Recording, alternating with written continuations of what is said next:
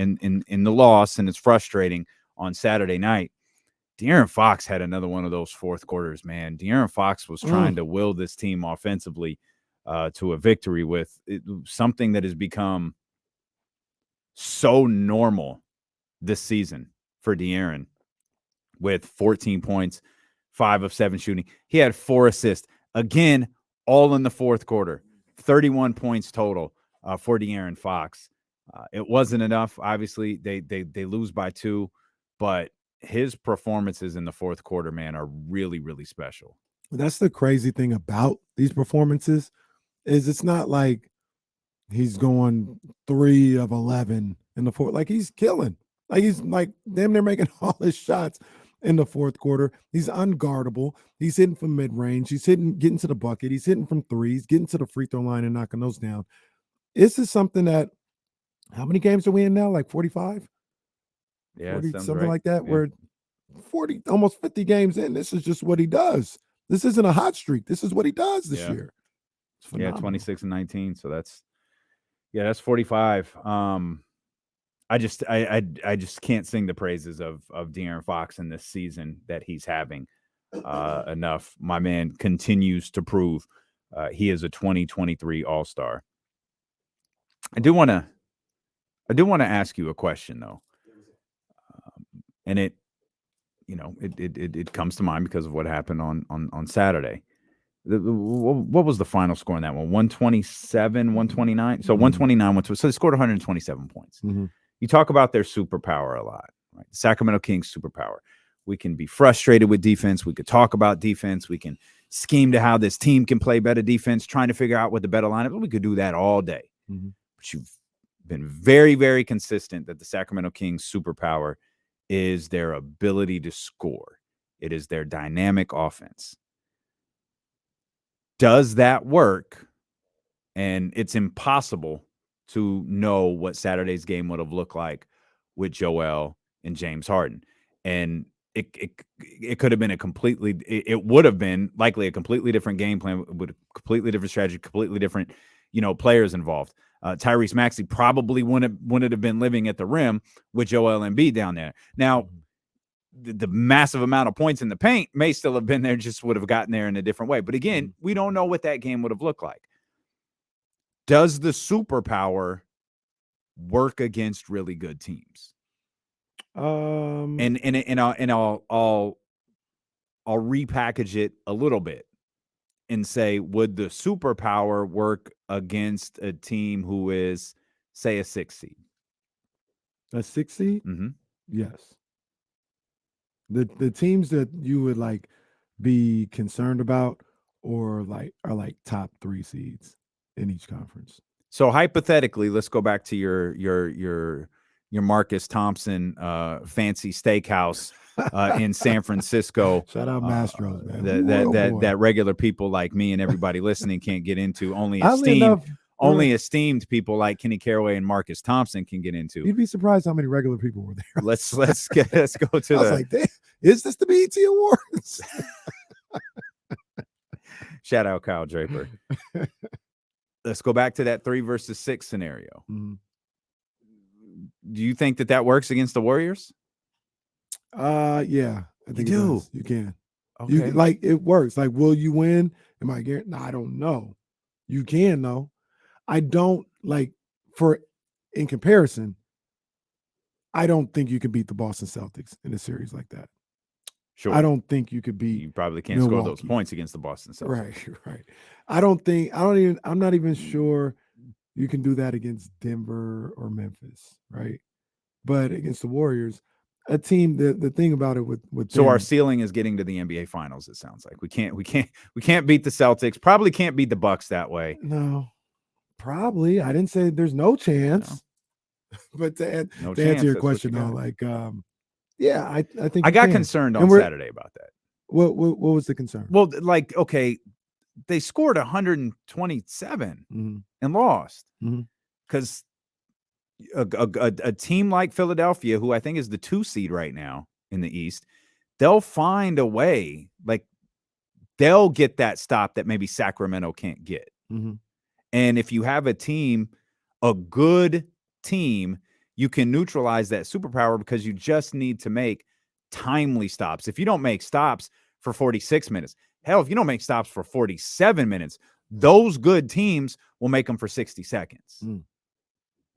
And that might only be 2 or 3 possessions, but this was a one possession game.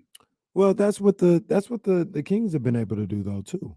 Like the Kings, they get timely stops. That's the same way they play, and they've been able on a number of occasions to get timely stops. Like Absolutely. they've been able to do that. So I think in a series against the Warriors or the Clippers, full strength, or anybody else like that, they'd have the same capability. The only difference with them is they get into 120. So are you going to be able to get to 120 as an opponent? Going up against the Kings, you got a good chance. You got a good chance, just being real. But the Kings do get timely stops themselves. I think that's where like part of the frustration comes from is it feels like if that's their superpower, their weak point is so weak, it allows teams that don't score a lot of points to be able to score a lot of points against them. Yeah. And a lot of that is because, and this was the case in Philadelphia until they just, or excuse me, this was the case against Philadelphia until they just decided to start hitting threes. A lot of those points came at the basket. Yeah. And that's their higher percentage shots. That's maybe like, I'm not ever saying it's okay. Maybe I'm just more accepting of the reality of the situation when I talk about that's just who they are. Like they can strive to be better, but until they show me different, the Kings are always, this is what they will do with good teams. Worst case scenario, you're going to have an opportunity to get back into the game if you're not winning the game and going to work already. But worst case scenario, you're always going to have a chance because the Kings don't play good enough defense consistently. So they're always going to give you an opportunity. That's frustrating. That's going to lose the Kings games. They lost them a game on Saturday. Yeah. So absolutely, it's a concern, but I just don't know. Like, I don't know if there's much they can do about it right now. That's another good point. You're listening to D'Lo and KC on KIFM West Sacramento 98.5 FM, KRX QHD2 Sacramento, ESPN 1320, driven by Lasher's Elk Grove Dodge. Always live on the free Odyssey app. By the way, a little extra love for Lasher's Elk Grove Dodge and their amazing support of D'Lo and KC and Game Day with D'Lo and KC and all that they've done for us, man. Appreciate you guys. Yo, this is I just want to say real quick, with that Game Day that'll be done, it's going national for the last 2 games of the season. That's right, 2 games. I see you. I'm telling you right now. I see you. Man, I'm just so happy to be able to do that again for this year. This is sometimes, I feel like get lost in it. Like, man, I grew up rooting for the 49ers, grew up rooting for the Kings, and now I get an opportunity to have my voice heard for these 2 teams and speak and do all this other stuff. That's what Game Day gave me the opportunity to do. Gave me the opportunity to work with you and things of that nature. Man, I can't tell people that support it thank you enough, man. It was another great season. Yeah. Looking forward to do it again next year. Yeah, we'll do it again next year for sure. We're done airing San Francisco 49ers games on this radio station. Good for them. Go get the bag. But much like the Sacramento Kings, it doesn't matter where the games air. We're going to bring you the best Sacramento Kings coverage, and we're going to bring you the best San Francisco 49ers coverage, no matter how deep the competitors' pockets are. We've got you for sure. It's not enough. It's not enough. And I assure you, it never will be. Will Z says, to add some numbers to the discussion, the Kings are 18-3 when they score 120 plus so far this year. I'm missing the third. I got the Lakers, the 76ers. Well, let me try and guess this. one. Anybody got it off the top of their head? 120 or more. The Warriors. Oh, the Warriors. Yeah. That's right. Damn it. Good for you. All close games, too. They were. Well, I mean, they should be if you score 120. Well, no, I remember a game. I don't remember if this was Luke Walton or Dave Yeager. but they scored 139, and I think they lost by 20. Oh my I believe it was gosh. to the New Orleans Pelicans. Oh my Oh yeah, it was bad. gosh. It was bad. It was bad. Yo, that's terrible. Yeah, somebody look up what the final score of that game was. That was a disaster. Terrible. Yeah, it was an absolute disaster. You mentioned you mentioned something a minute ago that got me thinking.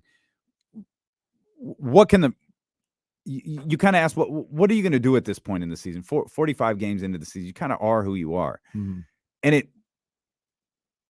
not that I believe Monty should sit on his hands or anything like that, but what's a small move really going to do? Like, for example, we'll use the Mason Plumlee deal, right? Everybody believes Mason Plumlee's on the trading block from Charlotte, an expiring contract. Charlotte, worst team in the league, blah, blah, blah, blah. He fits here as a backup to Sabonis. Great. Like, what do you realistically think that does, though, for the Sacramento Kings defense? Because that's what this discussion is about. It's about, can the team get better defensively? Yeah. And bringing in a player, hey, I've got respect for Mason Plumlee and his 47 brothers that play in the association, no doubt. But he's just going to come in here and suddenly the Kings are going to be the defensive juggernaut, or to not be so, over the top. So Mason Plumlee is going to come in here and just all of a sudden the Kings are going to be an average defensive team. Like, explain that to me. I don't think that's a thing. Yeah. I think, as much as we came in with high hopes of a better defense, the better defense is just better moments. Yeah. That's all it is. Yeah. It's just better moments of defense. And you hope, as we get down this stretch of, for the final, 30 some odd games or whatever, that there are more better moments of defense. But if you think this team is turning some sort of defensive quarter for 30 some odd games, I don't think that's accurate. No, I'm with you, man, and it's a little frustrating to me, because it feels like, they can play better defense. Like, we talk about this all the time. Like, I think you brought it up, or one of the coaches told you the same things that you use to be a great offensive player. You could use those same attributes to be at least a decent defensive player. And I like the crazy thing is, I don't even think they're terrible defenders. They're not Buddy Hield level defenders. They just, I really don't know what it is. I don't know if it's lack of resistance on the perimeter on a consistent basis, a lack of a rim protector or whatever, but it feels like they could be playing better on the defensive end, and they're not. And you just I guess you gotta hope that the group that's here, or if it is, maybe, I don't know, maybe it is Mason Plumlee gets here, then it just puts everybody in their certain place. Hey guys, Mason's here. Come on, let's we can get stops up. now. Let's lock up. We can get stops now. He's playing 12 minutes a game. Right. So that's I'm with you. Where, like, are those moves? Are you sure those moves are going to bring you what you think it's going to bring you? Yeah, I don't think. I don't think so. I don't think that it is. Shout out to our man Sean. Game you were looking for, 149, 129.